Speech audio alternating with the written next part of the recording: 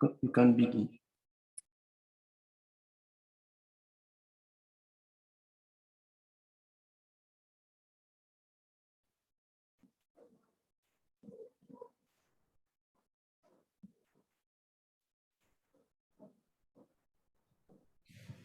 I'm all right to begin, Vadim? Yes.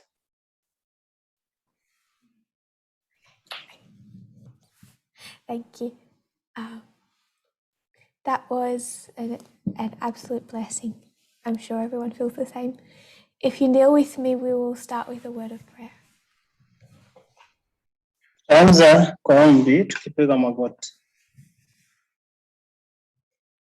Dear Lord, Mungu, we are amazed tunafurahia at your thoughtful care vile ambavyo unafikiria that you brought a people from 1989 to 2022 kwamba kuanzia mwaka wa 1989 umekuza watu hadi mwaka huu wa 2022 and prepared them, na umewaandaa watu hawa, that you gave all that was necessary, kwamba uliwapa vyote vilivyohitajika, that in all the trauma of the last 2 years, hata miaka hii miwili we don't have to live in fear of what we don't know, kwamba hatuna tena uoga kwa kile ambacho hatujui, because of what you have revealed of yourself. kwa sababu ya kile ambacho umejidhihirisha kwetu.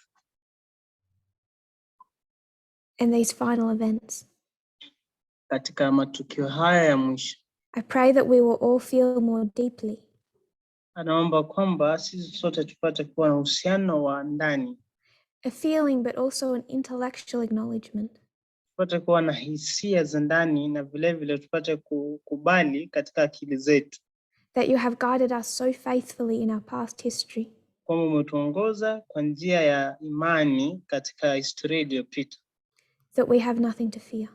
basi hatuna kile cha kuogopa. I pray that you will be with your people now Anaomba kwamba uwe na watu wako sahizi as we navigate a new dispensation.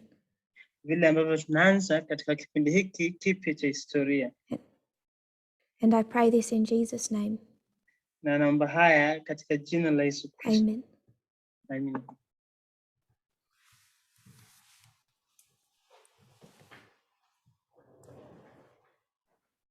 Going to have the chat left on today.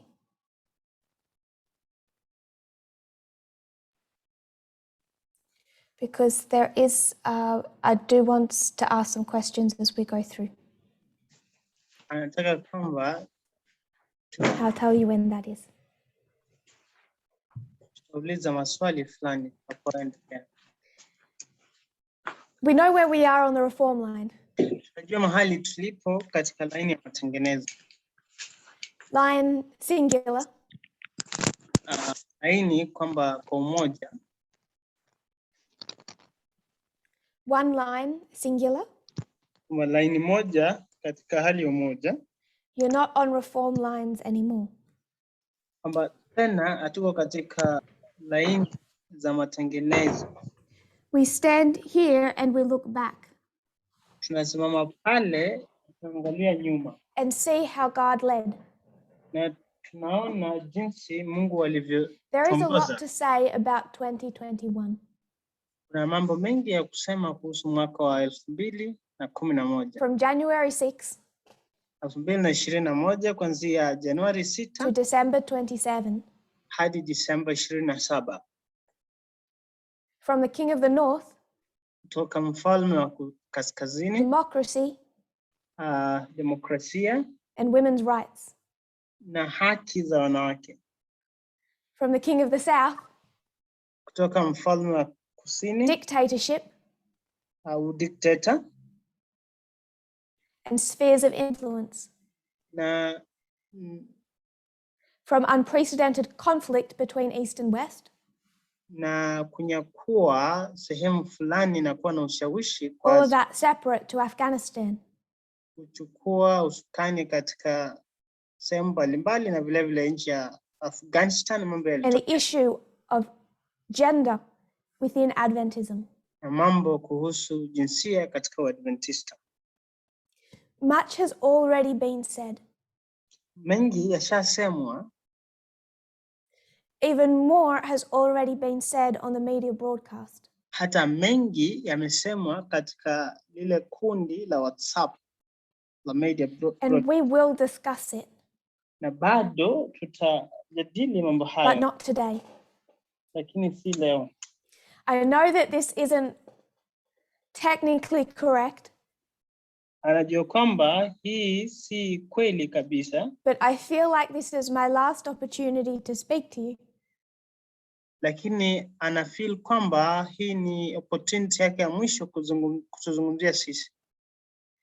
It might going forward feel like nothing has changed, Kwenda mbele tunaweza fikiria kwamba hakuna kitu kimebadilika, but it has. lakini kuna mabadiliko. I want one last opportunity to speak to the priests.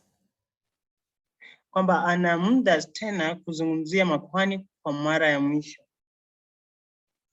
And if you're a priest, Na kama wewe ni kuhani, 2021 isn't that big of a deal. kama mwaka huu wa 2021 si mwaka mkubwa kwako. It's just reaping the reward of a battle already fought. Ni kwamba ni kuvuna kuhusiana na vita ambavyo ushapigana. It has more to say for the 144,000. Ina mengi ya kusema kuhusiana na watu 1,000. When we consider the journey from 2001 to the Sunday law, tunapoangazia safari hii kutoka mwaka wa 2001 hadi sheria ya Jumapili and kupitishwa, understand 2019 as the increase of knowledge, na tupate kuelewa mwaka wa 2019 kama kuongezeka kwa maarifa. what was presented in 2019 Ni nini kilifunzwa katika mwaka huu wa 2019? was feminism. Mambo kuhusu feministi. But that had already been accepted or rejected the year before. Ni kile ambacho kilikuwa kimekataliwa mwaka uliopita. In 2018. Katika mwaka wa 2018.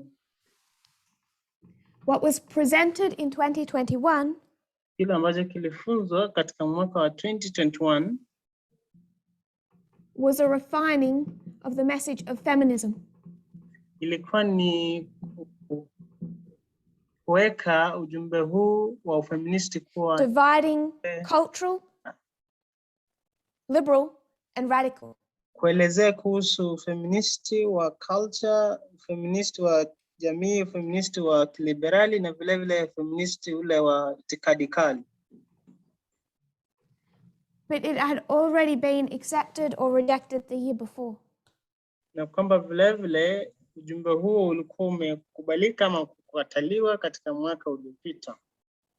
I just want us to picture these reform lines. Nataka tuangalie laini hizi za matengenezo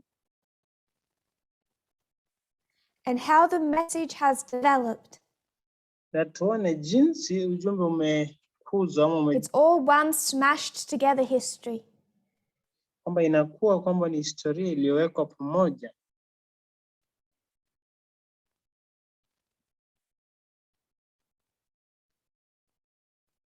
But when you divide it up and look at how the message developed, Lakini unapoitawanya na uanze kuangalia jinsi ujumbe ulivyokuwa,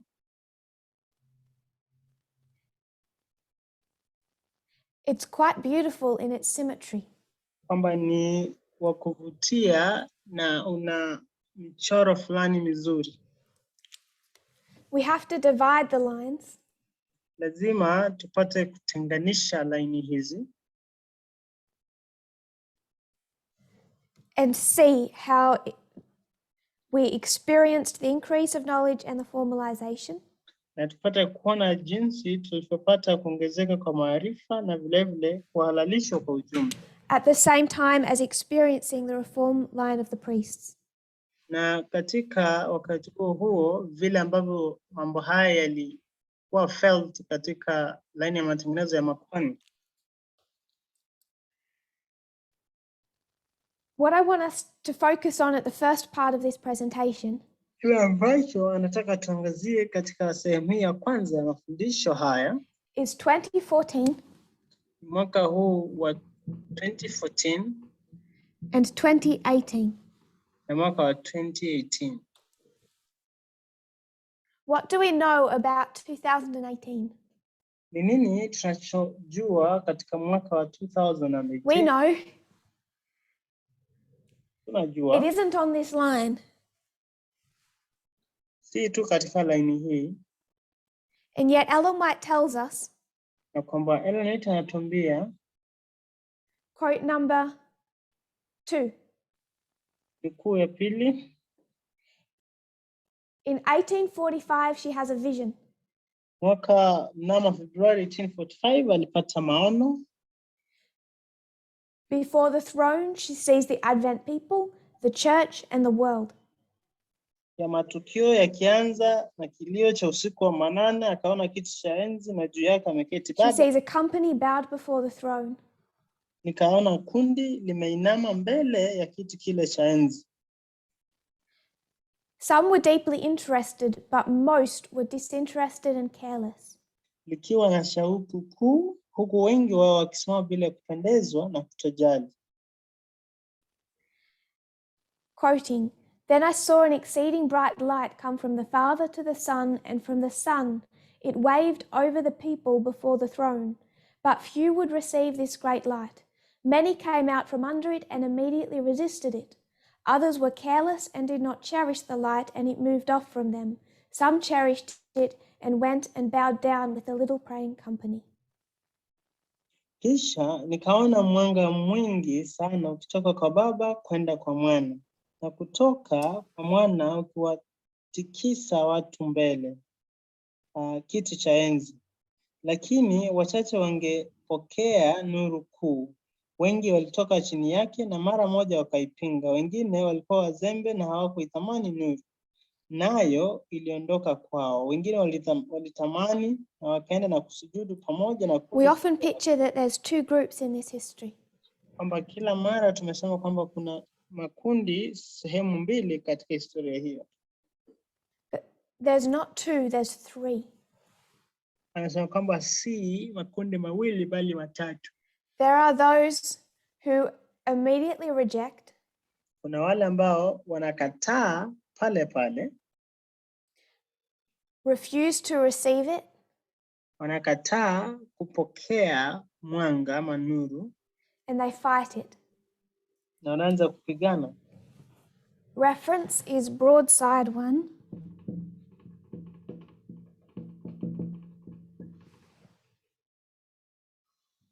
April 6, 1846, paragraph 7. Aprili 6, 1846. Nukuu ya 7 ama aya ya 7. One group fights. Kwamba kundi moja linapigana. It's okay, I suddenly read French. One group fights. Kwamba kundi moja linapigana. One group accepts. Kundi moja linakubali. But there's a third group who accept. Kuna kundi la tatu ambalo linakubali. But don't cherish it. Lakini hawafurahii nuru hiyo. That is the most heartbreaking. Hiyo ndio ile ya kuogofya zaidi. There was a fight in 2019. Kulikuwa na vita mwaka wa 2019. When the light of the midnight cry was quickly rejected.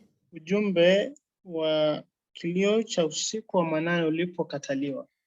By those who immediately resisted it. Wale ambao katika wakati huo immediately walikana ujumbe huu. Others accepted with all their heart and cherished it. Wengine wakakubali na roho zao zote na wakapendezwa na ujumbe ule. But hundreds in this movement accepted it in 2019. Lakini wengi, mamia ya watu wakakubali ujumbe huu 2019. But did not cherish. Lakini hawakufurahia. They were careless with the messages God gave. Walikuwa hawajali katika ujumbe ambao Mungu alipeana. That has been the struggle of the last 2 years. Hiyo ndio imekuwa struggle kubwa And katika what we continue to struggle with. na kila ambacho tunaendelea kupigana nayo. Paragraph 2 of this same section Haya ya pili katika sehemu hiyo hiyo makes the key point I would just want us to take from this. inaleta jambo ambalo nataka tuelewe kutokana na haya. I won't read it for time. Hataisoma kwa sababu ya muda. But this is where she says, Lakini hapa ni pale ambapo anasema this light of the midnight cry, kwamba ujumbe huu wa kilio cha usiku wa manane, how far along does it light the path? ni umbali upi ambao nuru hii inang'aa? It lights the path all the way to the second advent. Kwamba iling'aza njia hiyo katika safari yote hadi ujio wa pili. So while it might not be a waymark on this reform line, kwamba hiyo inawezekana kwamba si hatua katika reform line ile. Even the 144,000 walk in this light for the rest of their journey. Hata watu wale 144,000 watatembea katika mwanga huo katika safari yao yote. But I'm not saying that to make a point about 2018. Lakini asemi hiyo ndipo sasa apate ku make a point kuhusiana na 2018. As we look directly in front of us and see the Sunday law, tunapoangalia mbele yetu na tunaona sheria ya Jumapili kupitishwa, I want us to consider 2014. Nataka tupate kuangazia mwaka 2014. If we walk in the light of the midnight cry all the way to the second advent, tukitembea katika mwanga wa ujumbe wa kilio cha usiku, I want to broaden that and suggest that when we consider the Sunday law, tunapoangazia mambo kuhusu sheria ya Jumapili, we walk in the events of 2014 all the way through. Kwamba tunatembea katika matukio ya mwaka 2014 hadi mwisho. And it's in understanding 2014 that we will understand the Sunday law. Na ni katika kuelewa kwa matukio ya mwaka wa 2014 ambapo tutaelewa matukio ya sheria ya Jumapili. A little model that has lived in my mind. Kwamba kuna mfumo fulani ambao uko katika akili yangu. It might be too simple an illustration. Inaweza kuwa mfumo wa kuelezea mambo kibayana tu. But I'd like us to consider our reform line in two parts. Ningependa tuangazie line yetu ya matengenezo katika hatua ama sehemu mbili. 1989 to 2014 kwamba 1989 hadi mwaka 2014 is all about showing us 2014 kwamba ni yote kuhusu kutuonyesha mambo kuhusu 2014, understand and accept, kwamba tuelewe na kukubali. the date, Tukubali tarehe,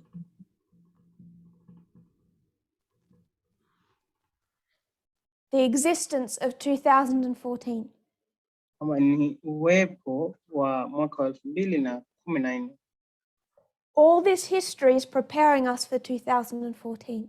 Kwamba historia hizo zote kuanzia 1989 zinatuandaa katika sheria Not its content, ya 2014, lakini si kwamba katika kila kitu ambacho just the fact it exists.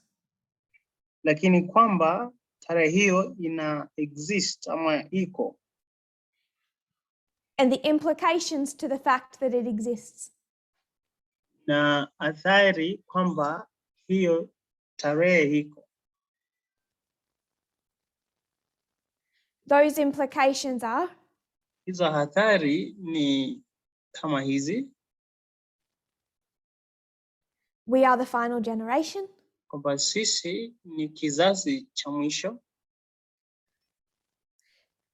God is regathering gathering the 144,000. Kwamba Mungu anakusanya watu wale 144,000. The United States is collapsing. Kwamba United States of America inaanguka. And Adventism is failing. Na Uadventista unaanguka ama wanaanguka. In all of that, you can see time setting, the 25-20. Katika mambo haya yote unaweza ona kuweka muda, mambo ya 25-20. Daniel 11:40-45, reform lines. Danieli 11:40 hadi 45, mambo kuhusu laini za matengenezo. And in 2014, na katika mwaka huo sasa 2014, God expects you to accept 2014 as the/a Sunday law. Kwamba Mungu anahitaji ukubali 2014 kama sheria ya Jumapili. So I just talked up the significance and importance of the midnight cry. Ashazungumzia muhimu wa ujumbe wa kilio cha usiku. But all that this history is, kwamba hiyo historia kila ambacho ni is making us understand and accept kutufanya tuelewe na kukubali 2014. Not the fact that it exists, si kwamba tarehe hiyo ina exist tu, but now the content. Lakini sasa kile ambacho ni kiini cha tarehe hiyo. So for all those living between 2014 and 2018, kwa wale ambao wanaishi katika mwaka wa 2014 hadi 2018, God gave you a box. Alikupa kisanduku. He said, don't open it. Alisema usikifungue. You're not ready to open it yet. Haujakuwa tayari kukifungua. But it's labeled Sunday law on the side. Lakini kimeandikwa katika ule upande kimeandikwa Sunday. Just take it and accept it. Kwamba kichukue ukakikubali. But then what we had to do was open it. Alafu kila ambacho tungefanya and start pulling out 2014. Kaanza kufungua mwaka 2014. And people looked in the box and tried to find Obamacare. Watu wakafungua katika kisanduku kajaribu kutafuta ili wapate Obamacare. And evidence of how Clinton was destroying America. Na wajaribu kupata ushahidi jinsi Clinton alikuwa anajaribu kudhuru ama kuharibu. And when they opened up the box, walipofungua kisanduku kile, can't draw a box, square will do. When they opened up the box, they couldn't recognize the content. Walipofungua kisanduku kile, hawakujua ni nini kiini cha kile kitu. Our reform line revolves around 2014. Kwamba laini yetu ya matengenezo inajizunguka katika mwaka. First, accepting its existence. Kwanza ni kukubali kwamba ina exist. 2014 iko. Having the faith to hold on to that while not fully understanding it. Kuwa na imani ya kushikilia mwaka huu kwamba. And then opening it up and considering the content. Sehemu ya pili ni kufungua na kujaribu kuchambua kile ambacho kiko ndani. We had to consider the implications of its existence. Lazima tungejaribu kuona ni athari zipi zilizoko katika kukua kwa mwaka huu wa 2014. Over the last couple of years, we have had to consider the implications of its content. Katika miaka iliyopita tumekuwa forced kuangalia ni athari zipi zilizo katika kile kilichokuwa mule This ndani. is the portion I designed to be interactive with the chat.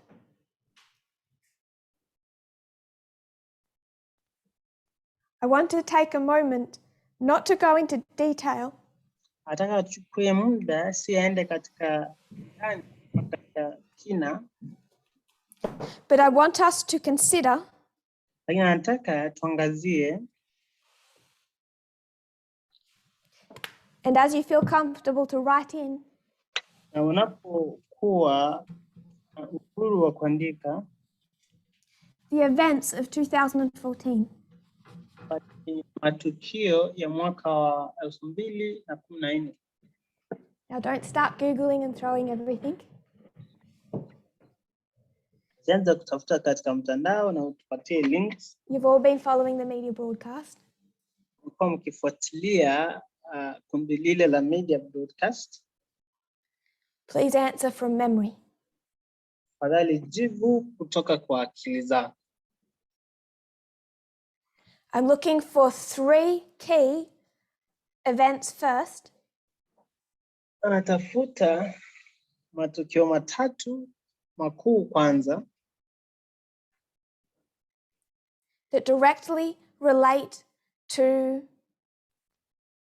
the US government.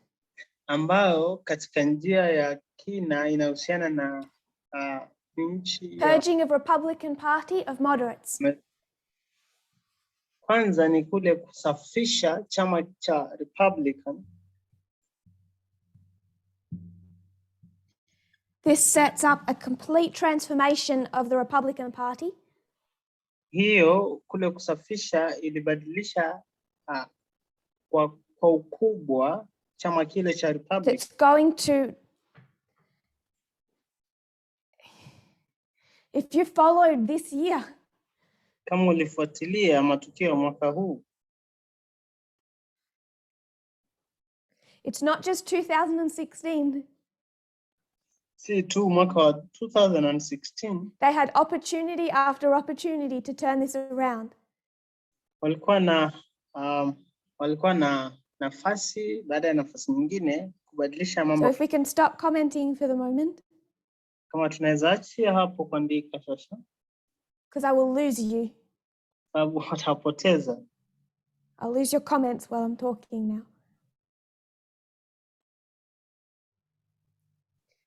The transformation of the Republican Party. Kwamba ni kule kubadilisha kwa chama cha. I'm not sure if we fully grasp the significance of what has taken place. Sijui kwamba tunaelewa kwa kina umuhimu wa kile ambacho kinaendelea. And I would suggest a key turning point. Na kwamba atasema kwamba ni kule kubadilika kwa was in Trump's first impeachment. Kwamba ni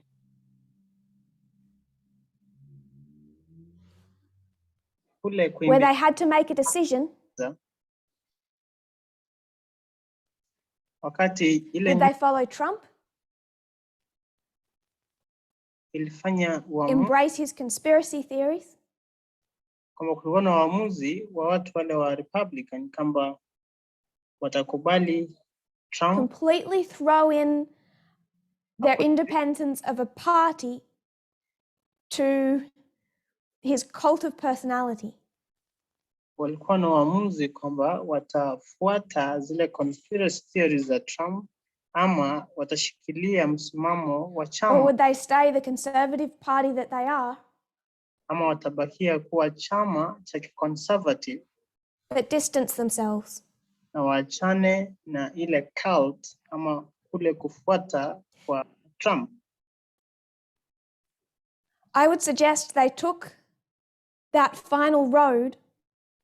Anasema kwamba walifanya uamuzi ule wa mwisho when they chose Trump's side in the first impeachment over Ukraine.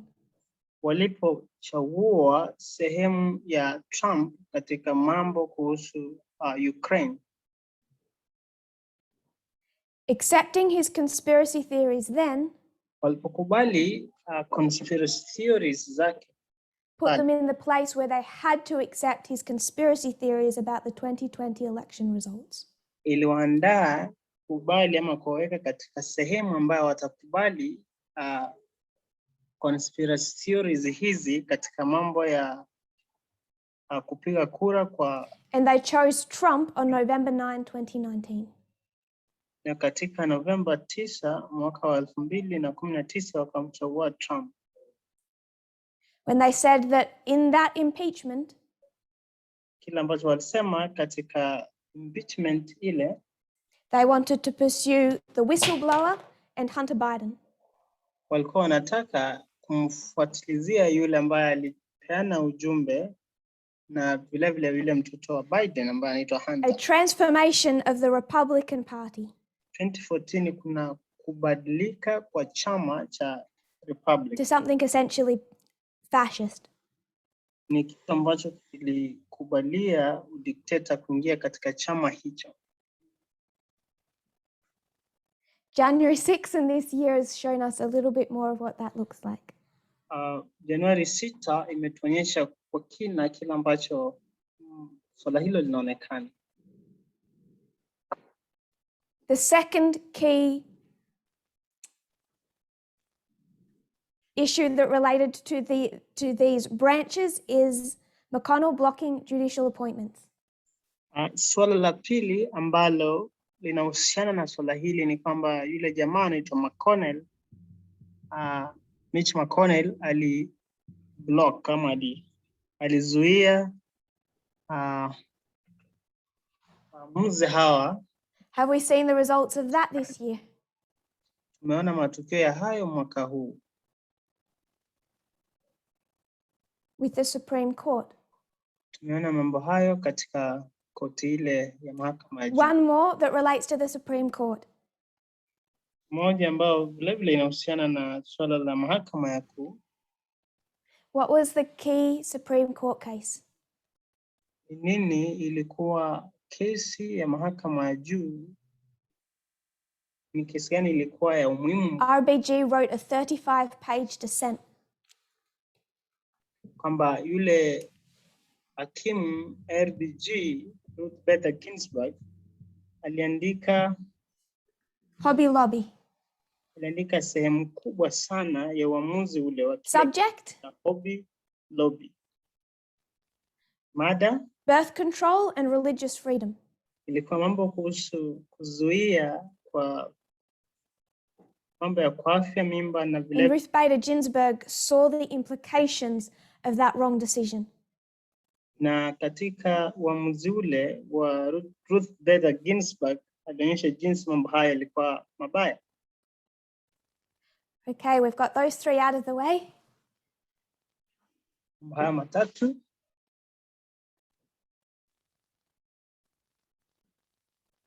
Go for it. What have you got?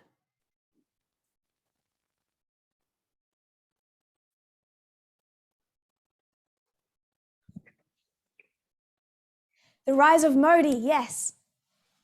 Kuzuka kwa Modi. The world's largest democracy is not the United States. Kwamba dunia ina nchi ambayo ina demokrasia kubwa ama watu wengi. You're going to see democracy crumble at the end of the world. Ama nchi ambayo ni kuu katika demokrasia si US ni India. You need to see India. Napoanza kuangazia kuona kuanguka. It is the beginning of the authoritarian fall of the world's largest democracy. Angalie India kwa sababu India ni mwanzo wa kuanguka kwa demokrasia. And we see there all the elements of what is occurring in the United States.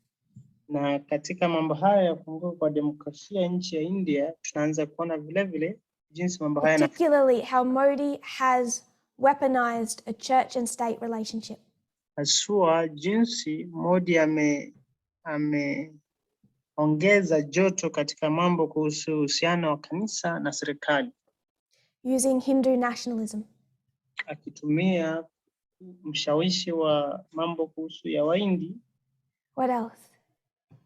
Kitu kingine. I have how many?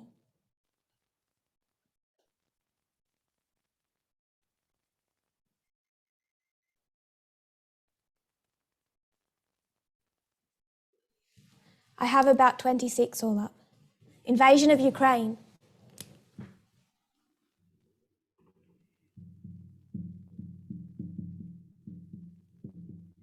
Do we see that this year? Kule kushambuliwa kwa Ukraine. Tunaona mambo haya mwaka huu. What else? Nini tena?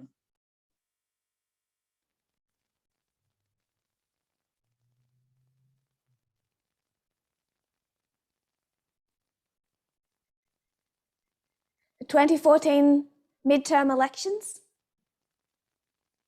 Kuna zile uchaguzi wa mwaka wa 2014 za katikati. I agree, but I'm tying that into these two. Nakubali, lakini anahusisha jambo hilo na mambo hali ya kwanza mawili. I guess these two are what they do because they have that control. Kwa sababu wana ule ukubwa wa namba, ndio maana wana control mambo yale mawili. Chama na vile. Repam? Na swala kuhusu Repam. That is the papacy. Swala kuhusiana na upapa. Counterfeit equality. Kwamba ni usawa ambao ni wa Capitol Hill riots. Usawa ambao ni gushi. Vile vile kuna Capitol Hill riots. I wasn't aware of that in 2014. Hakujua jambo hilo kama lilifanyika mwaka wa 2014. So I might need to look into that. Turning point of climate change, yes. Kwamba kuna kubadilika kwa mkondo kuhusiana na mambo ya not necessarily in the climate itself. Si haswa kwa mambo kuhusu na hali ya anga. But in the release of quite a number of studies. Lakini ni kule ku-release mafunzo ama mafunzo mbalimbali. It was a turning point in the understanding, in the knowledge of climate change. Ilikuwa ni kubadilika kwa mambo kuhusiana na kuelewa mambo kuhusu climate. So yes.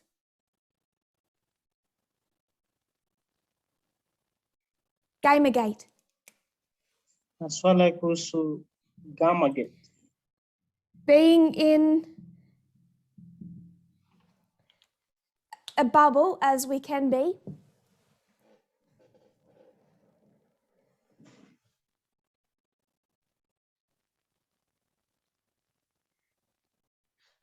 Being in a bubble, sometimes we don't realize the significance of some events. Kwamba wakati mwingine hatuangazii mambo haya ama tuangazii matukio haya. The size and the impact of the gaming industry. Kwamba ni ukubwa na hadhari ya industry hii ya mchezo. Now liberals say kwamba wale ambao ni liberals wanasema video games don't kill people. Kwamba kufanya games za video haziui watu. Guns kill people. Kwamba ni bunduki ambazo huwa watu. For me, that is the same argument. Kwake hiyo ni argument ile ile. When conservatives say guns don't kill people, people kill people. Ni ile kwamba wale conservatives wanasema kwamba bunduki haziui watu, kwamba ni watu ambao huwa watu. They're both foolish arguments. Kwamba zote ni arguments ambazo hazina msingi.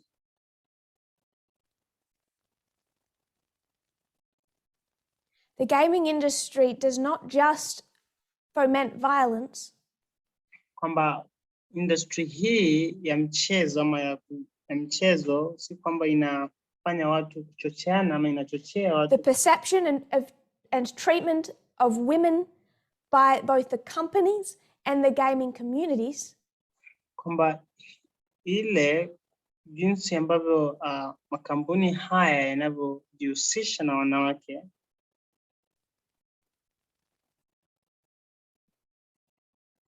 has had a massive impact on the rise of the far right.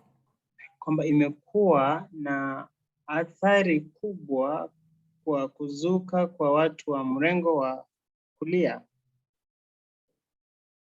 And the treatment and perceptions of women today. Na vile ambavyo tunajihusisha na wanawake na zile perceptions ambazo tuko nazo. One example from December 28. Kwa mfano kutokana na Disemba 28. The company behind the game League of Legends. Kampuni ambayo iko nyuma ya mchezo huu has been ordered to pay $100 million. Kwamba imeamrishwa ilipe pesa hizi mingi, dola milioni 1 ama 100.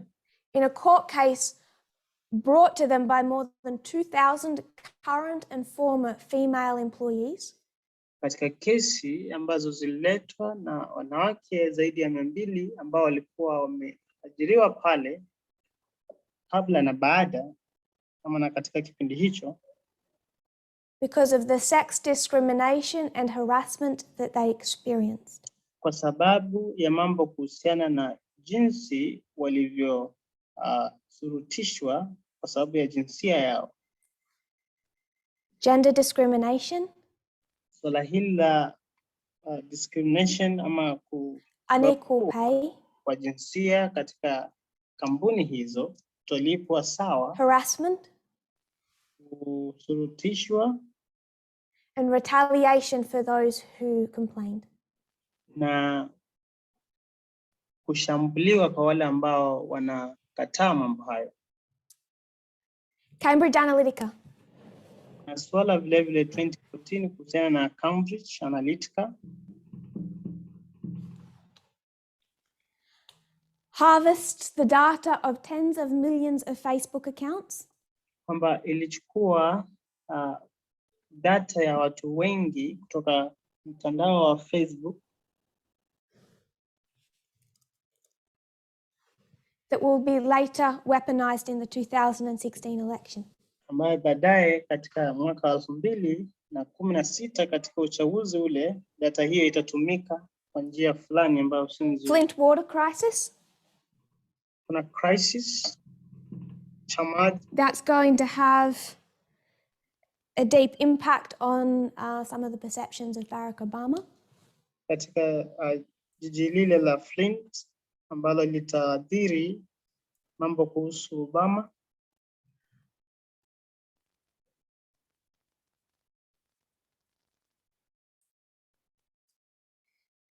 Black Lives Matter. I'm not arguing you can't put it in 2014. Kuna swala kuhusu Black Lives Matter. Asemi kwamba hatuwezi weka mambo haya katika mwaka wa. My understanding it was created in 2013. Anaelewa kwamba iliundwa katika mwaka wa 2013. But like the subject of gay marriage. Lakini vile vile kama swala ama mada ya ndoa jinsia moja. I suspect that you can tie it into that history. Anakusudia kwamba vile vile unaweza iweka katika historia hiyo. For time, I'm just going to start listing. Ya muda ataendeleza na orodha hii. There was an obvious mobilization in the incel movement. Kulikuwa na ushawishi ama ushawishi wa vuguvugu. Now I'm trusting people are not Googling.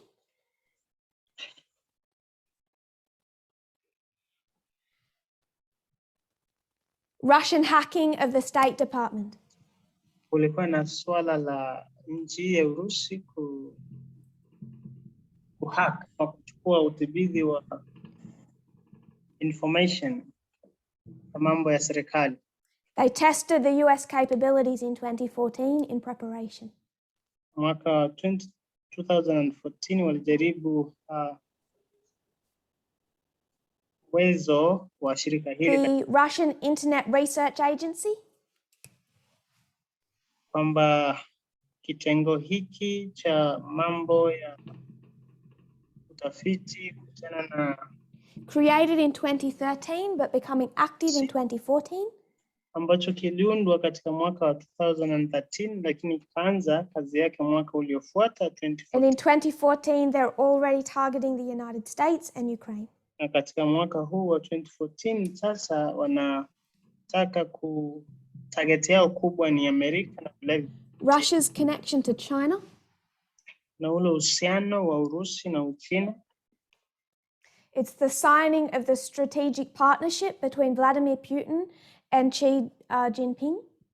Ni kutia muhuri wa mambo haya ama uhusiano wa Putin wa Urusi na vile vile This is when the two wa Uchina powerful leaders officially unite. This is their strategic partnership.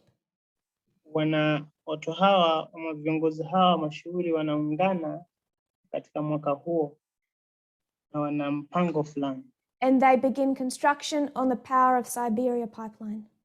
Na wanaanza project hii ya kuunda mambo kuhusu nguvu za umeme. There's a terrorist attack in Yunnan. Katika kuunda ile pipeline ya China kupitia Siberia. By Uyghur separatists.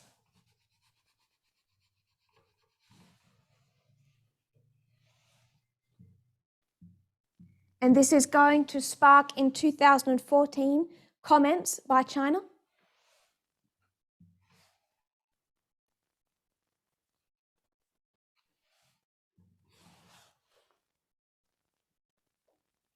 That is going to develop from 2014 to now into a genocide. Mambo haya ya kushambuliwa wa watu wa Uyghur wale ambao wako pale. Whatever China says. Kila ambacho Uchina inasema. When the birth rate of a population goes down by 50% in a couple of years. Kwamba kile idadi ya watu kuzana inapopungua katika 50% katika kipindi fulani. Everything is not okay. Kwamba kila kitu hakiko sawa tena. Is this affecting 2021? Jambo hili linaathiri mwaka wa 2021. What is Biden sanctioning China for? Mbona ni kipi ambacho kinafanya Biden weke vikwazo vikali katika nchi ya Uchina? Trump was happy to fight with China. Trump alikuwa anafurahia kupigana na Uchina over power, trade. Kuhusiana na mambo ya uchukuzi ama I'm not suggesting though that they don't fight China. Mambo ya uongozi kama nguvu na vile vile biashara. But the motive which Biden got correct. Lakini kile ambacho Biden anapigana nacho na Uchina mbona anaweka vikwazo. Should be human rights. Mambo kuhusiana na haki za binadamu. Focusing still on China. Angazia bado nchi ya China. Hong Kong. Jiji hili la. This was the umbrella revolution. Kulikuwa na revolution ama mapinduzi ya umbrella. Of 2014. Ya mwaka 2014. It erupts again in 2019. Vile vile inajitokeza katika mwaka wa 2019. From 2019 to 2021. Kutoka 2019 hadi 2021. China crushes that revolution and takes over Hong Kong. China inazuia mapinduzi hayo na inaendelea kutawala jiji lile la Hong Kong. Turkey. Mambo kuhusiana na Uturuki. 2014, the rise of Erdogan. 2014, rais huyu Erdogan anazuka katika Afghanistan. Na mambo kuhusiana nchi. The beginning of the final phase. Ni kuanza kwa sehemu ya mwisho. ISIS. Na swala kuhusu ISIS. Beginning of the caliphate. Kwanza kwa ISIS kama kundi moja. Syria. Mambo kuhusu Syria. Beginning of US involvement, US strikes. Mwanzo wa nchi Amerika kujihusisha na mambo kuhusu vita katika nchi hii. Now Obama is attacking ISIS. Kwamba Rais Obama anajaribu ku-attack ISIS. Not Assad. Si yule kiongozi wa Syria Assad. But I would connect it to the Syrian civil war. Lakini atahusisha na mambo kuhusiana na civil war, vita vyenyewe katika nchi ya Syria. Because Assad deliberately allowed the rise of ISIS in Syria. Sababu Assad alikubali kwa kukubali kwake kuzuka kwa ISIS katika nchi yake ya Syria. So the West would be distracted and start this fight. Ndiposa watu wa nchi za magharibi were distracted kwenda kwa ISIS. This was part of the battle strategy of the Syrian civil war. Hiki ndicho kiini mapigano ya wenyewe kwa wenyewe katika nchi ya Syria. Gay marriage, the turning point. Kuna mabadiliko makubwa ambayo yanafanyika kuhusiana na mambo ya ndoa ya jinsia moja. Between 13 and 15. Kuanzia mwaka wa 2013 hadi mwaka wa 2015. The Hero Act. Kuna Hero Act. Houston Equal Rights Ordinance. Kuna mambo kuhusiana na ordinance ambayo inawekwa kwamba kuwe na usawa. This is marking the real beginning of a culture war over the subject of trans people. Hiyo inaanzisha ama ina mark mwanzo wa vita vipya kwa watu wenye kuwa na mahusiano ya jinsia moja.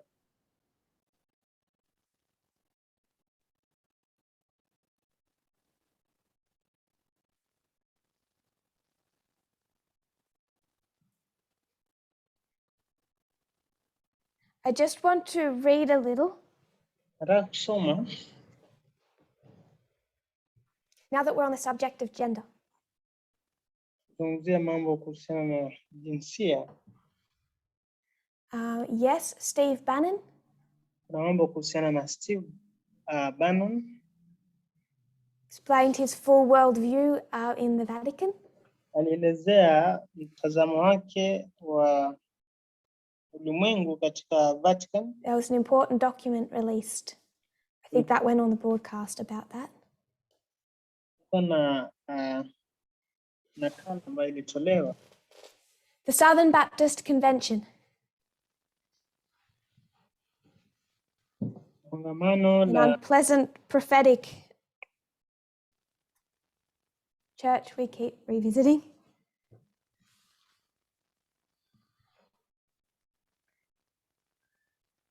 Unpleasant because its history connects the subject of slavery of Millerite history to the subject of gender in our own. Anaelewa kwamba historia inahusisha swala la. In 2014, they approved a resolution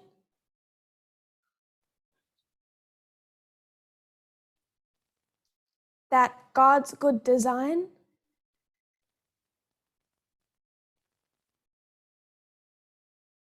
is that gender identity is determined by biological sex alone. Ni kwamba mambo kuhusiana na kujitambua kwa jinsia. So we can mark the Southern Baptist.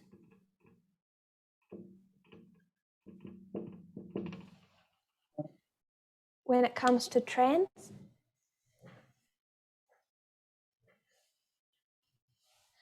I want to quote Adventism. Atanukuu Spectrum magazine. Jarida hili la Spectrum. From late 2014 to late 2015,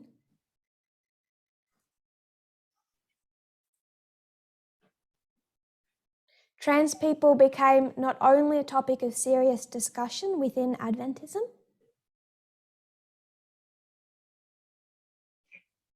kwamba kutokana mwaka wa but also the subject of multiple position statements hadi 2015 swala hilo la ndoa jinsia moja likawa a kwenye film project, juu ya kuwekewa wakfu kwa wanawake katika several articles, even a talking point for the first Seventh-day Adventist candidate for President of the United States.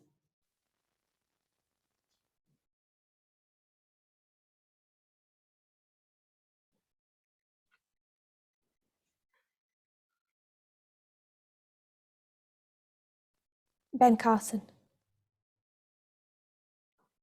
For the first time, transgender people showed up on Adventist radar in a significant way.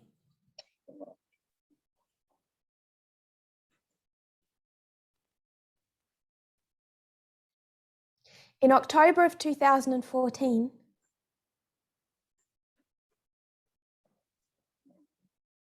the Biblical Research Institute's Ethics Committee authored a statement on transgenderism.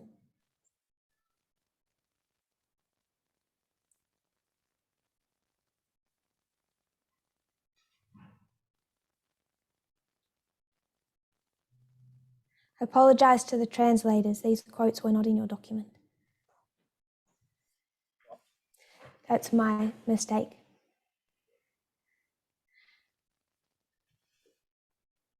Just take the point that transgenderism became, as they say, it became for the first time, a major issue within Adventism. Katika mwaka huu wa 2014 mambo kuhusiana na transgender yakawa mambo ya kwa upana katika mwaka wa 2014. Broken chair. Sorry. I will put this quote for the translators. You don't need to translate that, but I will put the quote in. I'll put this quote into the chat. Wataweka nukuu hii katika kundi.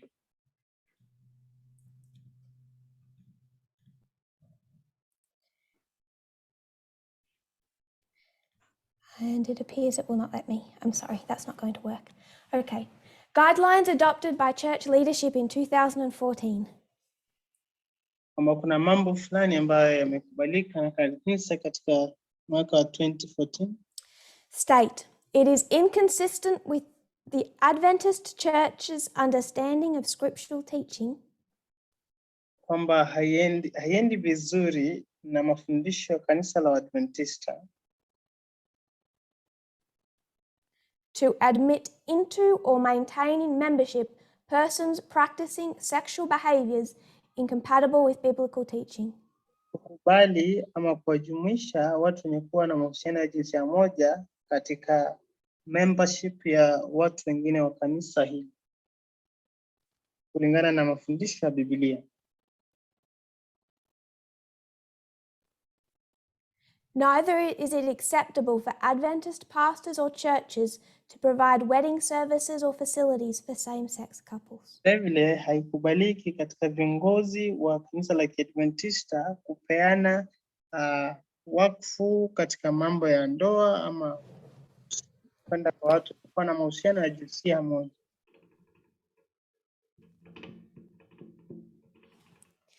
So LGBT for Adventism in 2014 basi mambo haya yenye kuwa na mahusiano ya jinsia moja LGBTQ katika Adventista mwaka wa 2010 did not go well. Hayakwenda vizuri. Now we mark 2015 when it comes to gay marriage. Tuna mark mwaka wa 2015 tunapozungumzia swala kuhusu ndoa ya jinsia moja. But it's 2014 that was the turning point. Lakini mabadiliko kuu ni mwaka wa 2014. And it was in October 2014 na ilikuwa mwaka huu wa Oktoba mwaka 2014 that the General Conference agreed to consider women's ordination. ambapo baraza la mwaka la Adventista lilipiga kura swali la kutawazwa kwa wanawake katika kikao cha 2015. Much of the discussion and the fighting has already happened by the time you get to 2015. Mengi ya majadiliano na mapigano yashafanyika unapofika mwaka wa 2015. It took place in 2014. Ilifanyika katika mwaka wa 2014. So back in this history, Basi unaporudi katika historia ile, we're accepting 2014 exists, kama tunakubali mwaka wa 2014 uko katika laini hiyo, but what do we do with the content?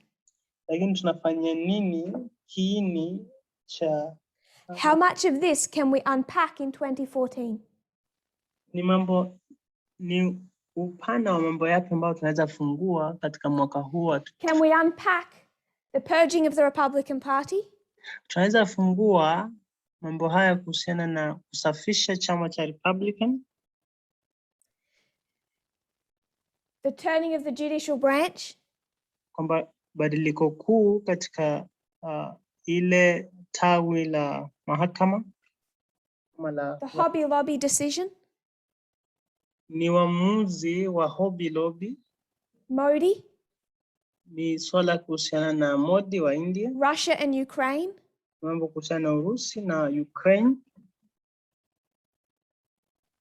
the REPAM conference project, ni swala kuhusiana na REPAM project hiyo ya upapa, climate change, swala kuhusu climate change, sexism in the gaming industry. ni mambo haya ya taasubi ya kiume katika industry Cambridge Analytica, ni kuhusiana na kampuni hii ya Flint, mambo kuhusiana na crisis ya okay, maybe mji wa Flint, the incel movement,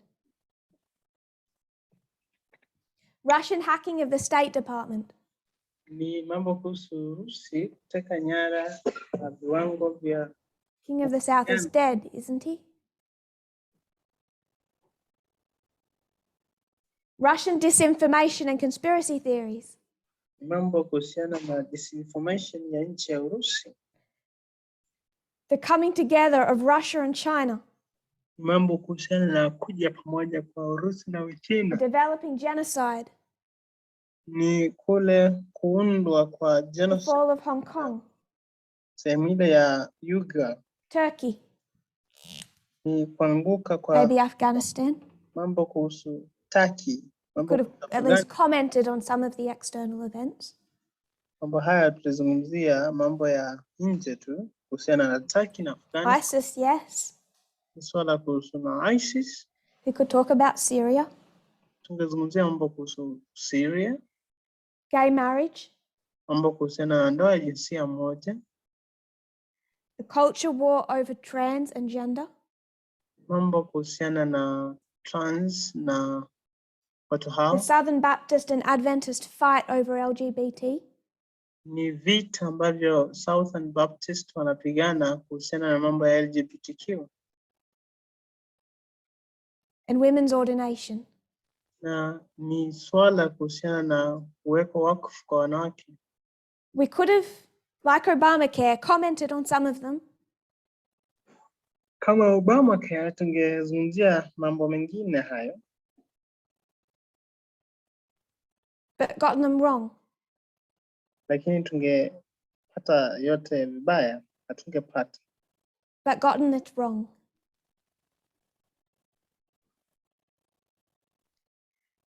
But that's not my point.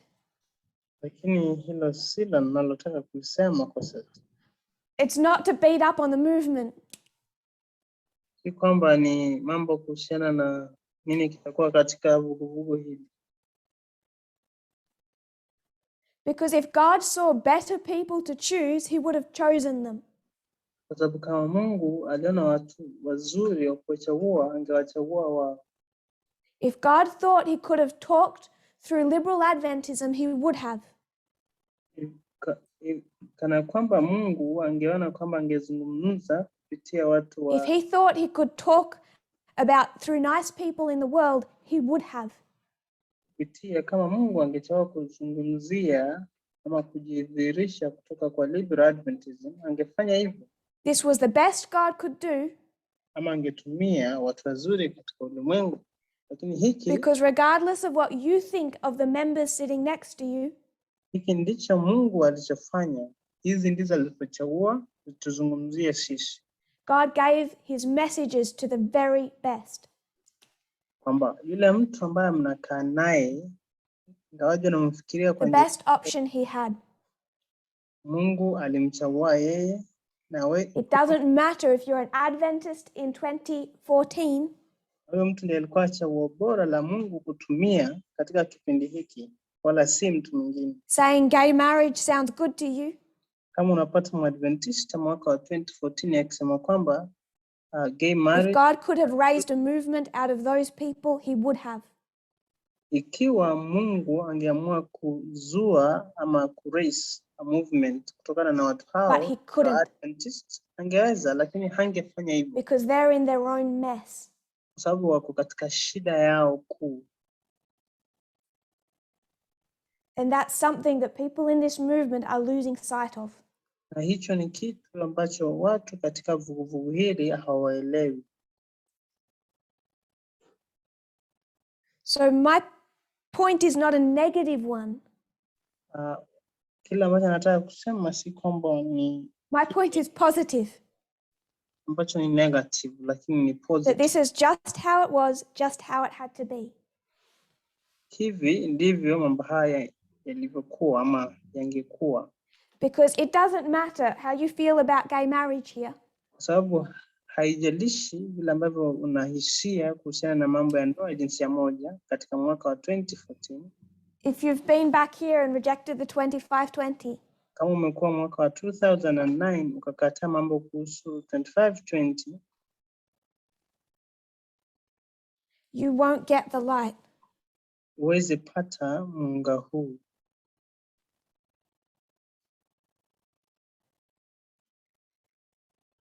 Accepting the date. Kubali tarehe. Accept the content. Ukubali kicha. Accept the implications of there being a date. Ukubali athari za kuwepo kwa tarehe. Predicted in 2012 as a Sunday law. Ambayo ilikuwa predicted mwaka wa 2012 kama sheria ya Jumapili. Accept the content. Ukubali kiini cha mwaka huu wa 2014. And the implications of the content. Na athari zilizoko katika kiini cha mambo ambayo yako katika 2014. Accept how God tells us to view and feel about these events. Kubali jinsi ambavyo Mungu anatuambia tuhisi na kujua kuhusiana na matukio hayo. Not just external events of Russia. Si tu mambo ya nje kuhusiana na Urusi. But the wheels turning within the United States and Adventism.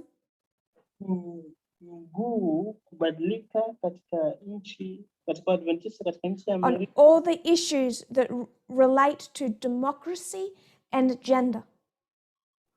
Kwamba katika mambo ambayo yanahusiana na mambo ya jinsia. And my question Swali lake is, how do you view this Sunday law? Kwamba naangazia vipi sheria hiyo ya Jumapili. Because the content of this Sunday law should not take us by surprise. Sababu hii cha mambo kuhusu 2014 na sheria ya Jumapili haifai kutupata. What God tends to do is look at a complex history. Kile ambacho tunahitaji kufanya ni kuangalia historia hii ambayo ni changamano. And over a mess of events. Na tupata kupeana matukio mingi ama tofauti tofauti. A very simple structure. Tuyafanye yawe katika mfumo ambao ni rahisi sana. If you want an example of that, kama unataka mfano wa hayo, go to the first 4 trumpets. enda katika trumpets zile za kwanza 4. The whole fall of Rome in the west. Kwamba zile za kwanza 4 zinatumika A kuangusha mess of events. Rumi katika magharibi, na ni matukio mingi sana ambayo yanafanyika pale. Ellen White says there's too many tribes. Ellen White anasema kwamba kuna makabila mingi sana. God picks 4. Bwana chagua 4. Lays out 4 neat trumpets.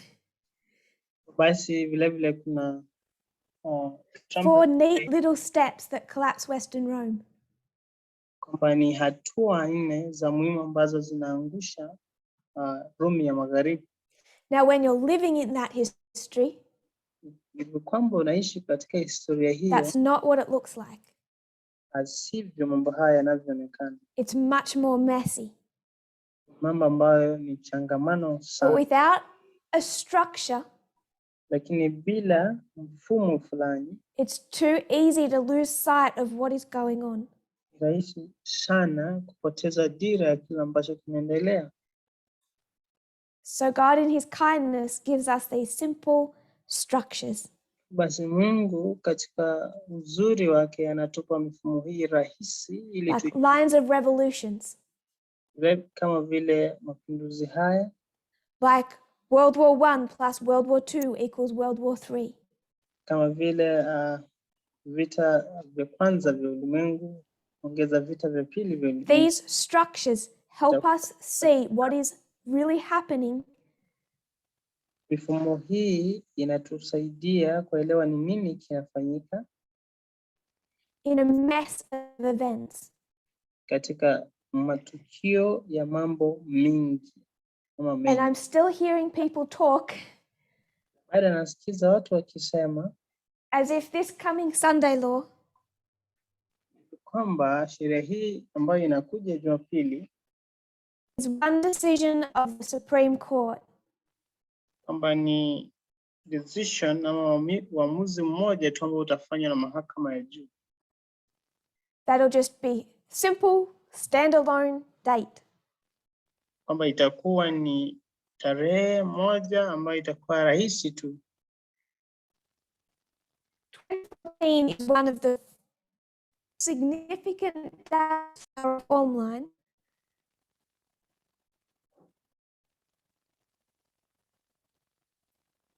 That does not have a singular date.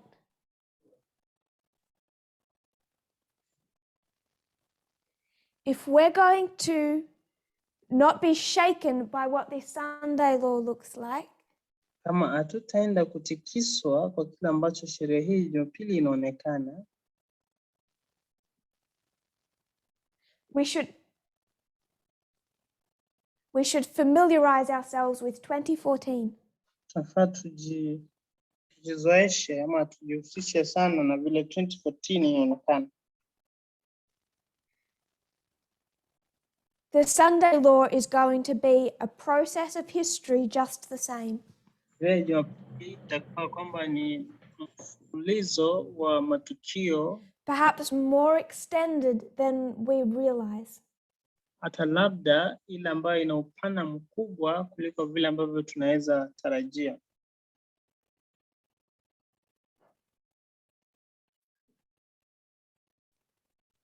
So from 2014 to 2021. Basi kutoka mwaka huu wa 2014 hadi 2021. Many waymarks, many events. Matukio mingi na hatua mingi. Many messages. Jumbe ni mingi vile vile. But I think what God is trying to do is really quite simple. Lakini nafikiria kwamba kile Mungu anajaribu kufanya ni rahisi sana. The movement God raised up walked through their Sunday law history. Kwamba vuguvugu Mungu alilozua lilitembea katika hatua hiyo ya historia ya sheria ya Jumapili. And God wanted to explain it to them. Na Mungu alitaka kuwaelezea kuhusiana na sheria ya Jumapili kwao. Everything since has just been that. Na kila kitu inaonekana kwamba kimekuwa tu hivyo. So blessed are they who walked from 2012 to 2019. Basi abarikiwe mtu yule ambaye alitembea kutoka mwaka wa 2012 hadi 2019. Waiting to understand it but not shaken. Kwamba hata kama walielewa, hawakuelewa mambo haya, lakini hawakutikiswa kwa kutoelewa. Ellen White said that if Miller had have understood and accepted the third angel's message, Aleta anasema kwamba Miller angeelewa na kukubali ujumbe wa malaika wa tatu, all his doubts and questions over the second would have been answered for him. kwamba maswali yake yote na kutoamini kwake kuhusiana na malaika wa pili yangejibiwa yote. God never removes all cause for doubt. Mungu hatoi sababu zote za kutoamini. But he has given us so much evidence. Lakini ametupatia ushahidi mkubwa wa kutosha. I only have a few minutes left. Dakika chache zimesalia. And I'm on page 5 of 13. Na katika ukurasa wa 5 katika ukurasa 13. So I'm not getting through. I had one other point I wanted to make. Jambo moja ambalo nataka kusema. I think I will touch on it. Nafikiri atalizungumzia.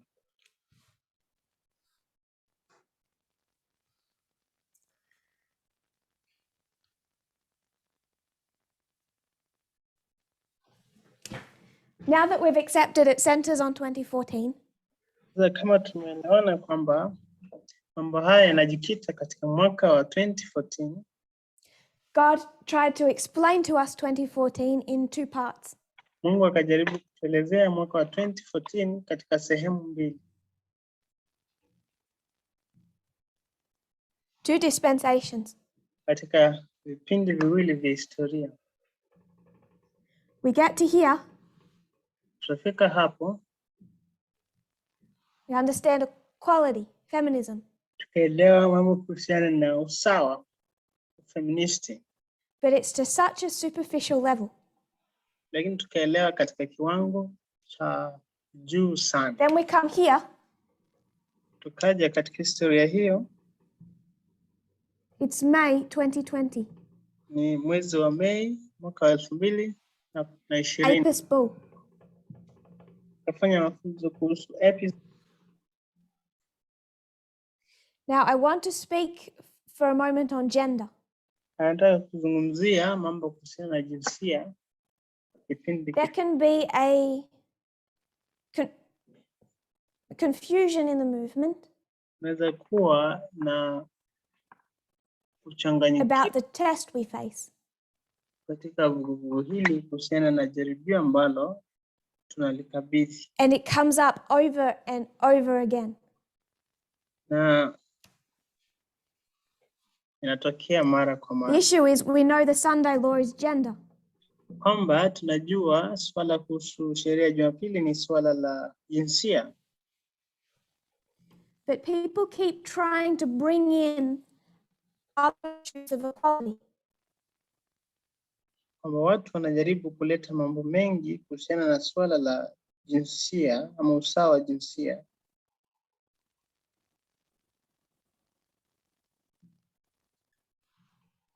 Over the last 2 years, katika miaka miwili iliyopita, I could say over the last 2 months, anaweza sema katika miezi miwili iliyopita, I hear more and more thoughts walipata fikra zaidi na zaidi along the lines of people saying race is part of the Sunday law test. Anasikia watu wakisema kwamba mambo kuhusu na rangi, ubaguzi wa rangi ni immigration, ni baadhi ya jaribio, vile vile mambo kuhusu wahamiaji, mental illness, mambo kuhusu usawa wa akili ama kutokuwa sawa kwa treatment of children, kutibu kwa watoto ama kupata matibabu ya watoto, disability, mambo kuhusiana na classism, ulemavu, mambo kuhusiana na matabaka, ageism, kuhusiana na umri, Islamophobia.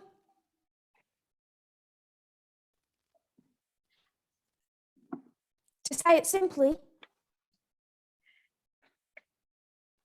kusema katika I think that's a negative response of the movement. anasema kwamba anafikiria kwamba huko Our Alpha history was a subject of race.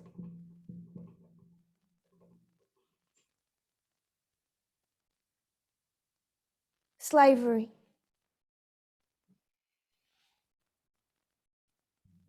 The counterfeit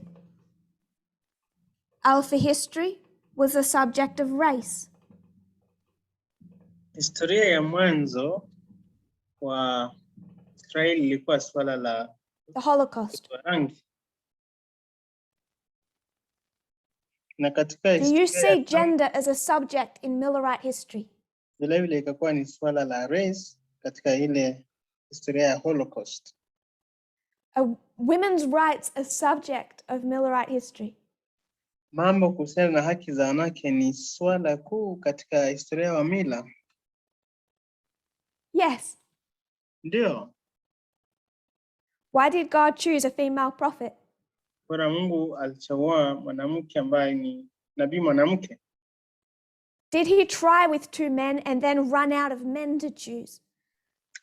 Aliweza kujaribu kwa wanaume wawili na wakakuwa No. akashindwa kutumia wanaume, ndipo God akaendea mwanamke. recognized there was a gender component. Mungu alirealize kwamba kuwa na swala la jinsia. He chose Ellen White. Akachagua Ellen White. Because he knows we're not to heaven yet and this is coming. Anajua kwamba hatuendi mbinguni bado kwa sababu swala He hili. knows that we have another curse to deal with. Anajua kwamba tuna kasi nyingine ya. So he's looking forward, he sees this coming. Anaangalia mbele, anaona swala la jinsia linakuja. And gender becomes a component. Na basi swala la jinsia linakuwa ni mojawapo ya tawi. Is gender a component in the alpha of the counterfeit? Kwamba swala la jinsia ni mambo ambayo Mungu anazua katika historia Satan counterfeits. ya historia ya counterfeit katika mwanzo wake. Lucia. Ndio, sababu shetani ana race. But what we don't do lakini kile ambacho hatufanyi is use that to distract from the sin of the Holocaust. hatutumii swala hilo ndipo tupate kutoka katika. I would suggest to do that. Katika swala la Holocaust ambalo linahusiana na to start putting the two side by side. Anasema kwamba tukifanya hivyo tuanze kuweka would suggest that people don't get how bad the Holocaust was. Atasema kwamba watu hawapati mambo kuhusiana na Holocaust kama ilikuwa vipi. We need to look at the test of the history. Lile la Holocaust. Tufaa tuangalie ni jaribio lipi katika This Sunday law has two components, two parts to it. Bado Mungu analeta. Sheria ya Jumapili katika kipindi At the same time as gender is the test, ina sehemu mbili za jaribio. Swala la jinsia. It's happening in the context of a failing democracy. Swala hili ama jaribio hili la jinsia linafanyika katika muktadha wa demokrasia ambayo inaanguka. It's connected but it's also separate. Mambo haya yanahusiana lakini vile vile ni mambo tofauti. As we can see in 2014. Vile ambavyo tunaona katika mwaka wa 2014. The minute you have democracy falling, unapokuwa na demokrasia ambayo inaanguka, if democracy is falling, what is rising? Hivi kama demokrasia inaanguka ni nini? Nationalism. ni kule If nationalism is rising, what is rising? ni kule kubagua ama kujaribu kutetea sehemu moja ya watu. Fascism. Na kama If fascism is rising, what is rising? Kunazuka ni nini? Kunazuka ni lile racism. You dictate ama ufascist. You cannot have a failing democracy. Na kama ufascist unakuja juu, basi ubaguzi wa rangi, without seeing nationalism, racism. Huwezi kuwa na demokrasia ambayo inaanguka bila kuona ubaguzi. That's true for the United States. Dictator. Na hiyo ndio hali kweli Russia, ya Amerika, Urusi, Poland, nchi ya Poland, India, nchi ya India, China. China.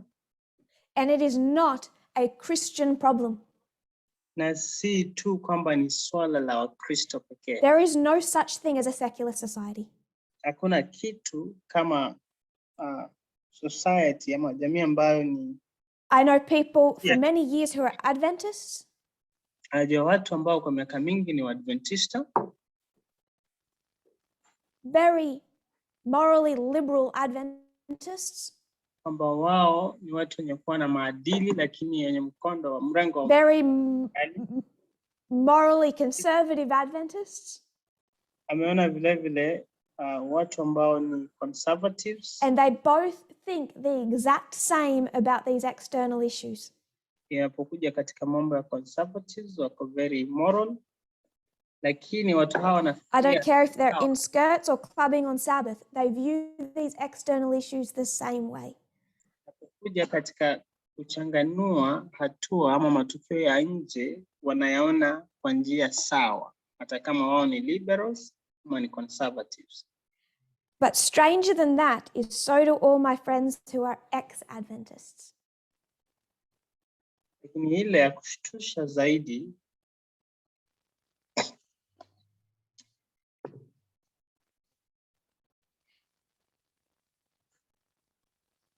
China might like to think it is a modern secular society.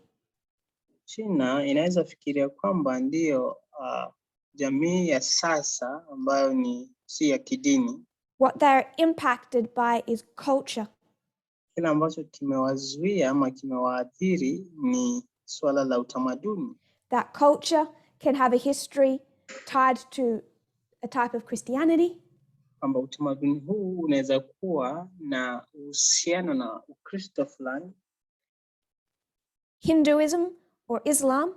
Inaweza uhusiano vile vile na mambo kuhusu Uhindi, mambo kuhusu Uislamu, Ukristo. It all comes back to paganism. Inarudi katika mambo kuhusu That's what this formalization was meant to tell you.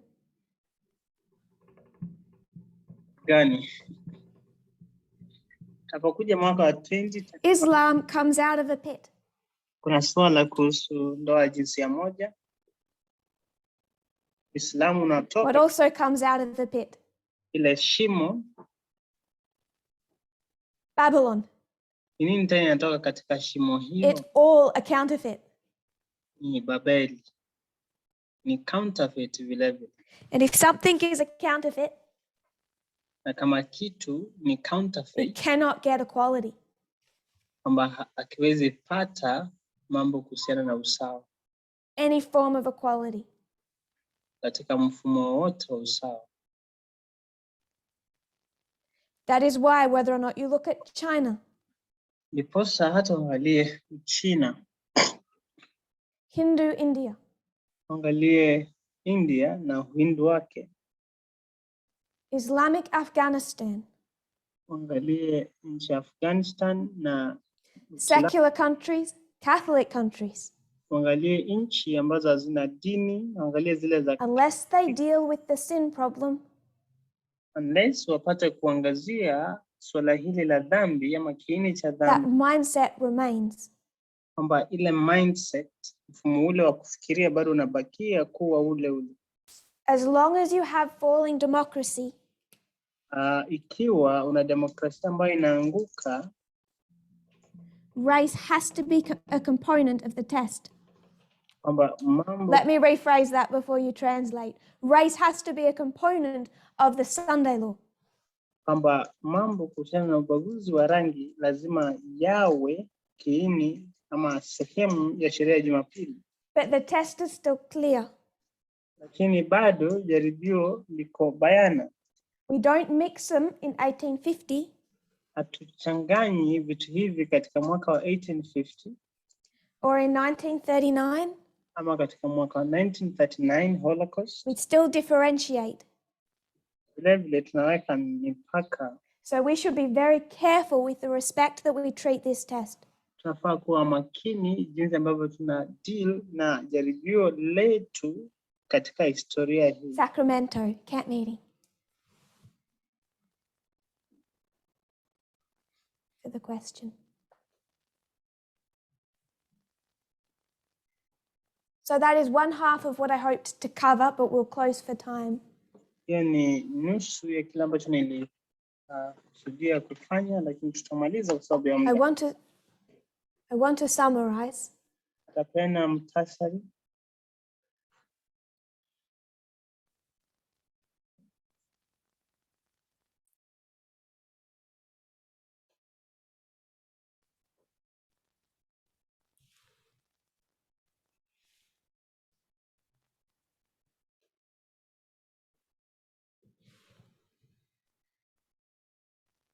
Differentiating between the test of the Sunday law and the waymark. Tunauza swali kwamba Tess anajaribu kutoa tofauti ya I'm recognizing that when you deal with equality and democracy, jaribio la sheria ya Jumapili na hatua hiyo, unapoangazia mambo kuhusu usawa na demokrasia, there are many visible external components. Kuna mambo mengi ya nje ambayo yanaonekana unapodeal na demokrasia na usawa. Like 2014, it's complicated. Kwa mfano mwaka wa 2014 ni changamano sana. But God gave us again a simple structure. Bali Mungu alitupa mfumo tu rahisi wa kutumia. To show us what we needed to see in a complicated history. Ili kutuonyesha kile ambacho tulifaa tuone katika historia ambayo ilikuwa changamano sana. Gender, worship, race. Kama ni mambo kuhusu jinsia, kuabudu na rangi. From 1798. Mwaka wa 1798. Race, worship, gender. Rangi, kuabudu na jinsia. And you could argue that you see the Sabbath in this history.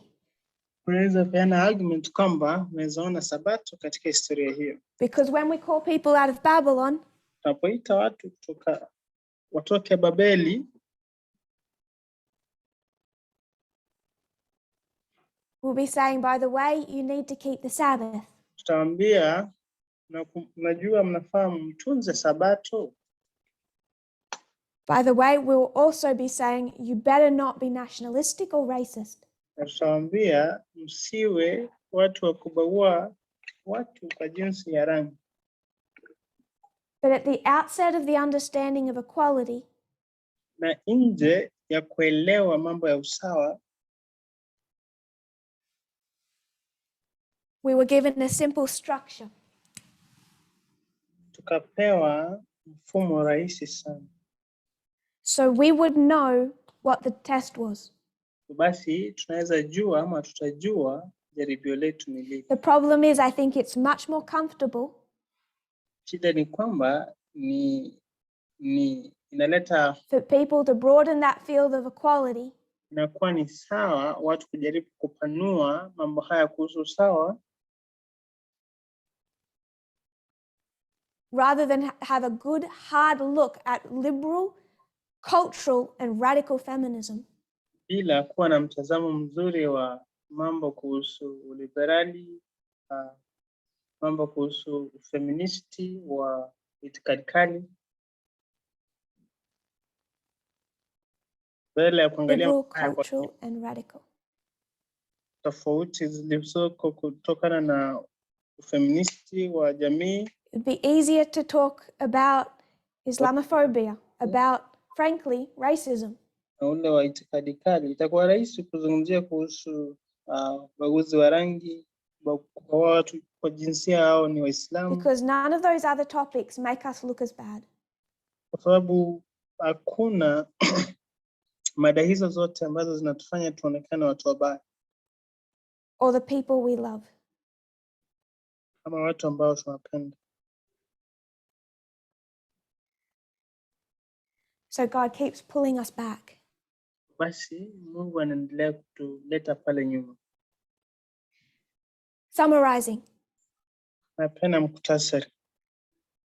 Complicated history. Kwamba ni historia changamano. As a priest, which you no longer are.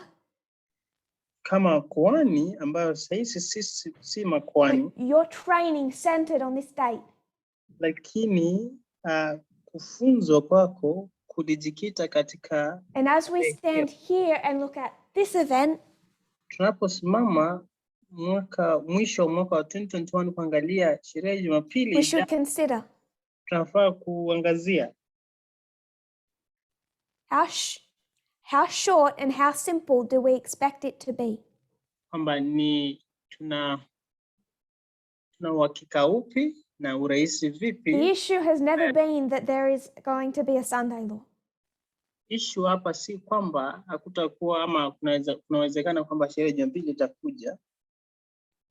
Or a one world government. Ama serikali moja ya kidunia.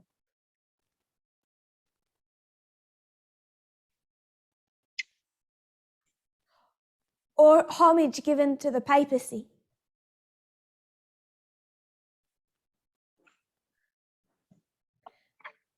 What has divided us from Adventism kila ambacho kimetutoa katika Adventista is what we think that will look like. Ni kila ambacho tunafikiria mambo haya yatakuwa. And that's what this event, na ndio maana mwaka wa 2014 and everything given to us to explain this event, na kila kitu kimepewa kuja kwetu sisi kuelezea tukio hilo la 2014, is the training that we have to take to Adventism. Kwamba ni training ama mafunzo ambayo tunafaa tuchukue katika Advent. I wanted to talk about Laodicea. Alikuwa anataka azungumzie Laodicea. And the Laodiceanism that exists in this movement. Na kwamba mambo kuhusu Laodekia yako katika vuguvugu hili. We don't have time for that. Hatuna muda kwa hayo. But I will quote. Lakini atapeana.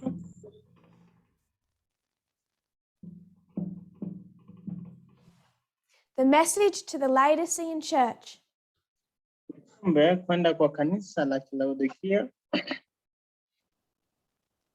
is applicable to all. Kwamba inahusishwa kwa watu wote.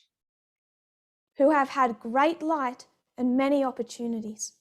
Wale ambao walikuwa na mwanga mkubwa na opportunities. And yet have not appreciated them. Na kwamba hawakukubali mwanga huo na opportunities hizo mingi. Have we had great light and many opportunities? Tumekuwa na kweli mkubwa na opportunities mingi. She says people are willing to make so much sacrifice. Anasema kwamba watu wako tayari kufanya sacrifices kubwa for a temporal pleasure.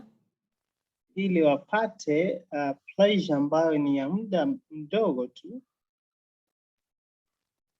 And yet they're living as if they have forever. Alafu wanaishi kama wale ambao watakaa milele na milele.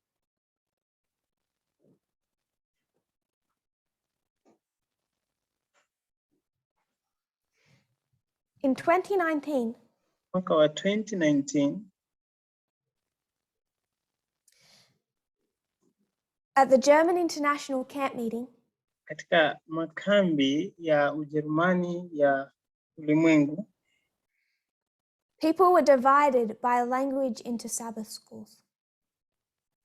Watu walipata kuwekwa katika makundi kupitia kuitwa Sabbath schools. And one of these Sabbath schools in the English language was led by the United States.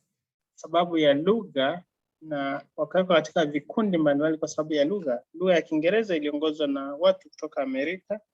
And it was a Sabbath school devoid of a straight prophetic message. Na ilikuwa ni shule ya Sabato ambayo haikuwa na mafunzo yoyote ya kiunabii. It was a Sabbath school empty of a straight prophetic message. Ilikuwa ni shule ya Sabato ambayo haikuwa na ujumbe wowote wa kiunabii. Everyone said amen. Most people said amen. Kila mtu alisema, as person after person spoke of grace and love and tolerance. Kwamba kila mmoja alizungumzia kuhusu neema na kukubalika. And in the next few days, multitudes of them left the movement. Na siku zilizofuatia chache wengi wakatoka. I see a rising swell of the same language today. Wakaacha vuguvugu. Na vile vile naona kuzuka kwa ujumbe kama huo siku hizi za leo.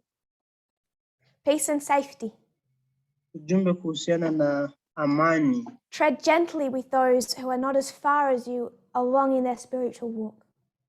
Kwamba kuwa na usawa ama treat wale watu ambao wako na sisi katika njia ya upole.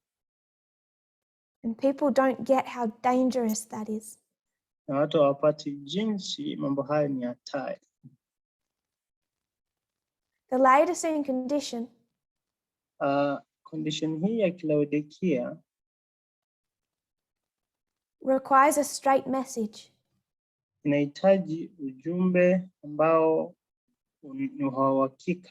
Guilt, wrong and sin are parts of the Laodicean message. Kwamba kuwa na guilt na kufanya mambo mabaya na dhambi ni baadhi ya kuwa na condition ya Laodikia. These the Adventist preacher must not neglect. Haya Waadventista wale ambao wanahubiri hawafai kuacha mambo haya. Ministers who are preaching present truth should not neglect the solemn message to the Laodiceans. Wale ambao wanahubiri ujumbe wa Laodikia kwa watu hawafai waache mambo haya makuu ya ujumbe wa Laodikia. The testimony of the true witness is not a smooth message. Kwamba ushahidi wa ukweli si ujumbe ambao ni smooth. And yet in some of the same places that made this mistake in 2019, it is happening again. Ya kwamba katika sehemu zile zile ambazo makosa haya yalifanyika mwaka wa 2019 bado mambo haya yanafanyika. Do not choose subjects that please people and offend none. Usichague mada ambazo hazitaudhi watu na hazitafanya mtu yote asinyike na mambo ambayo unafunza. And yet part of the failure to teach equality in a correct light na basi uko katika hali ya kuanguka jaribio kama hutahubiri mambo ya usawa katika hali iliyo ya sawa. Causes meetings to become echo chambers talking of grace and love and tolerance. Badilisha mikutano kuwa ni mahali pa kuzungumzia kuhusu mambo ya rehema na mambo kama hayo. That please people and offend none. Yale ambayo yanafurahisha watu na yaudhi mtu yeyote. And because of that, they think they're teaching equality. Na kwa sababu ya hiyo wanafikiria kwamba wanafunza mambo kuhusu usawa. And members say amen and recommend these sermons. Na watu wanasema amina na wanasema mafunzo haya yalikuwa mazuri na wanapatia watu mafunzo haya. Frankly, I am terrified of that type of message going to a Laodicean Adventist church. Kwa kweli anashtushwa kwamba ujumbe kama huu ndio utapelekwa katika kanisa la Kiadventista. anything said that we had failed as a movement, that would be it. Kama kuna kitu ambacho kimesema kwamba tutafeli kama vuguvugu, hicho ni mojawapo. Ellen White says this is shunning the cross of Christ. Ellen anasema kwamba hii ni kuzuia. Like Christ, we're not here to bring peace, we're here to bring a sword. Kama Kristo hatuko hapa kuleta amani, lakini kuleta kisu ama upanga. And if you're going to say in a presentation, na kama tutasema katika funzo all based on grace and love, ambayo inajihusisha kuhusiana na mambo ya upendo na neema, that you'll hear in any church, ile ambayo unasikiza katika kanisa lolote, because frankly it's meaningless, kwa sababu haisaidii. And then say that we need to be careful that we don't pretend or act like we're better. Tuseme kwamba tunafaa kuwa na makini na tujisifanye kwamba sisi ni wazuri than anyone not in the movement. Kuliko mtu yeyote ambaye yuko katika vuguvugu hili. Why are you here? Mbona uko hapa? If God did all this for you, kama Mungu alifanya mambo haya yote, nothing shows a lack of appreciation more kuna kitu ambacho kinaonyesha kwamba kuna kukubali na kushukuru of the prophetic context of this movement. Kushukuru kwa muktadha wa kinabii wa vuguvugu hili. Then saying don't pretend you're better. Niko kusema kwamba usijifanye kuwa mzuri. If you say that you're speaking morally, not prophetically, kama unasema kwamba unazungumza kwa kimaadili bali si kinabii, you do not have the freedom to do that. Hauna uhuru wa kufanya hivyo. You're a member of a movement. Wewe ni mojawapo wa vuguvugu hili. You're an ambassador. Wewe ni mwakilishi. If you don't think you're better, kama unafikiria wewe hauko sawa, then Ted Wilson, basi Ted Wilson, you've taken off your prophetic glasses. amechukua nafasi yako ya kuhubiri ujumbe wa kinabii. That's what the United States did in 2019. Hicho ndicho States America ilifanya mwaka wa 2019. Frankly, that's what most of Lambert Fellowship did in 2019. Hicho ndicho Lambert Fellowship ilifanya mwaka wa 2019. So treasure those. Basi, treasure the people causing offense. Basi washukuru watu ambao wanasababisha kuudhika.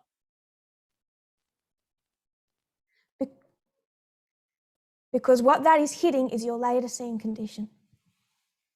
Sababu kila ambacho mambo haya yanafanya ni kufichua condition yako ya Laodicean. Before anyone says amen, make sure I'm not talking to you. Kabla mtu hajasema amen, hakikisha kwamba mtu huyo hakuzungumzii wewe. Support the female leaders of this movement. Basi wanawake ambao ni viongozi katika vuguvugu hili, who are giving this message a certain sound.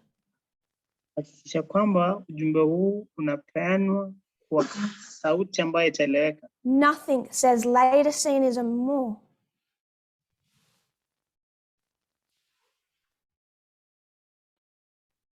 than to look how God has led us and not appreciate it.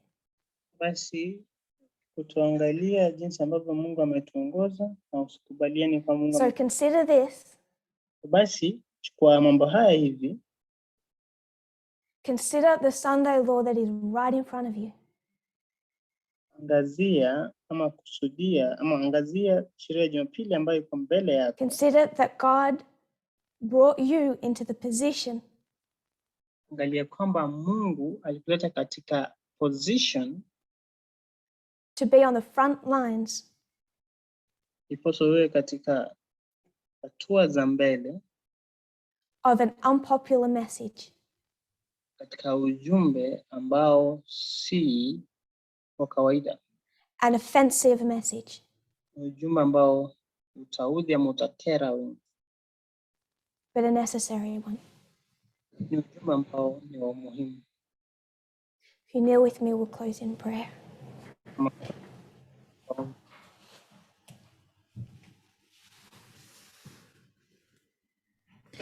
Dear Lord, Mungu, thank you for how you have led.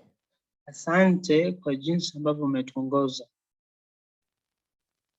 May we not carry our simplistic and wrong ideas of what the future looks like. Hebu na tusibebe kwa njia ya urahisi ujumbe ambao jinsi future inaonekana into the Sunday law history. Jinsi ambavyo future inaonekana kwenda katika Jumapili. May we look at 2014. Hebu na tuangalie mwaka huu wa 2014. May we project that. Hebu na tuweze kupanua mambo haya ya 20. That we can be prepared. Iposa tupate kujiandaa. May we treasure the midnight cry.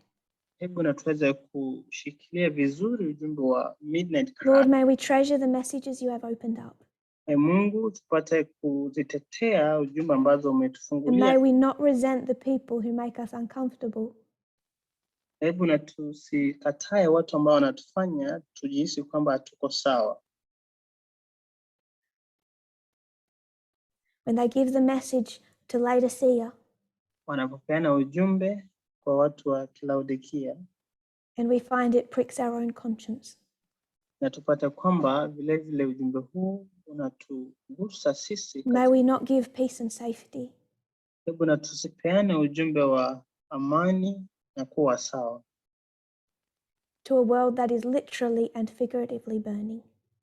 Katika ulimwengu ambao katika hali ya wazi inachomeka. Lord, may we consider carefully and seriously.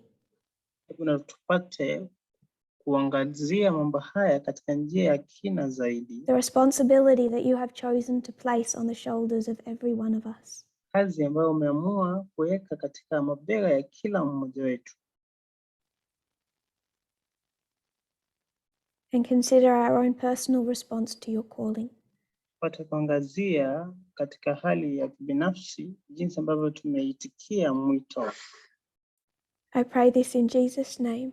Naomba mambo haya kwa jina la Yesu Kristo. Amen.